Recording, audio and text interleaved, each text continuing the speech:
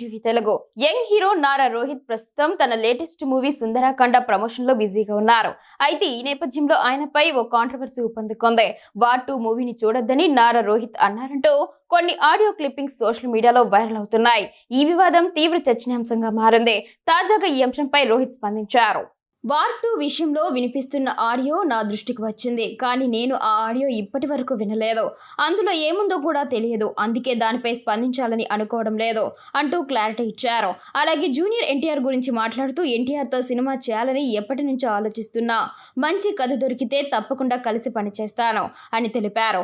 ఎన్టీఆర్ పై positive వ్యాఖ్యలు చేయడంతో ఈ కాంట్రవర్సీగా ముగిసే అవకాశాలున్నాయనే అభిప్రాయాలు వ్యక్తమవుతున్నాయి. రాజకీయాల్లోకి ఎంట్రీపై కూడా నారా రోహిత్ ఈ సందర్భంలో స్పందించారు.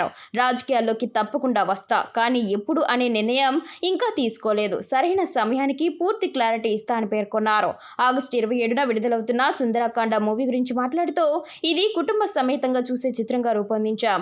లవ్ ఎమోషన్స్ తో నిండిన ఈ మూవీ అందరికీ నచ్చుతోంది అని విశ్వాసం వ్యక్తం చేశారు. తన సినిమాలను నారా చంద్రబాబు నాయుడు, నారా లోకేష్ తప్పకుండా చూస్తారనే నమ్మకంతో వారికి కూడా ఈ మూవీని ప్రత్యేకంగా చూపిస్తానని రోహిత్ వెల్లడించారు.